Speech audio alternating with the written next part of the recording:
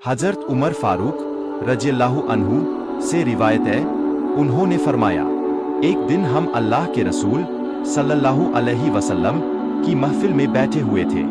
अचानक हमारे सामने एक शख्स आया जिसके कपड़े बेहद सफेद और बाल एकदम काले थे। उस पर सफर का कोई असर दिखाई नहीं दे रहा था और हम में से कोई उसे पहचानता भी नहीं था। वह शख्स नबी पाक सव के पास आकर बैठ गया। उसने अपने घुटने नबी पाक के घुटनों से टिका दिए और अपने हाथ अपने घुटनों पर रख लिए। फिर उसने पूछा, ए मोहम्मद, मुझे इस्लाम के बारे में बताइए। नबी पाक सव ने फरमाया, इस्लाम यह है कि तुम इस बात की गवाही दो कि अल्लाह के सिवा कोई इबादत के लायक नहीं और मोहम्मद अल्लाह के रसूल है। नमाज कायम करो, ज़कात अदा करो, रमजान के रोजे रखो और अगर रास्ते का खर्च उठाने की ताकत हो तो अल्लाह के घर का हज करो।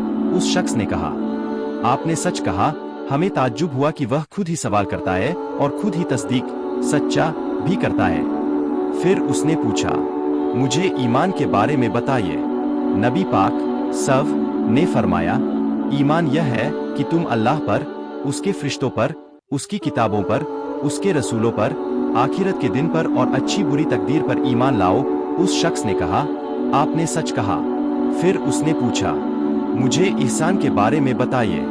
नबी पाक सव ने फरमाया, ihसान यह है कि तुम अल्लाह की इबादत इस तरह करो जैसे तुम उसे देख रहे हो, और अगर तुम उसे नहीं देख रहे तो यह यकीन रखो कि वह तुम्हें देख रहा है। फिर उसने पूछा, मुझे कयामत के बारे में बताइए।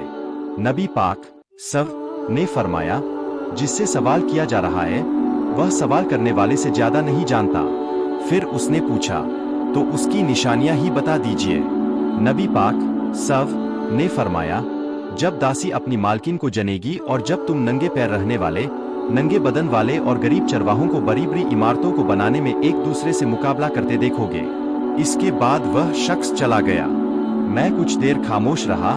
फिर नबी पाक सव ने मुझसे फरमाया, ए उमर, क्या तुम जानते हो कि वह सवाल करने वाला कौन था?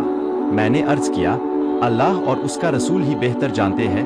नबी पाक सव ने फरमाया, वह जिब्रील अलैहिस्सलाम थे जो तुम्हें तुम्हारा दीन सिखाने आए थे। सहीह मुस्लिम 8।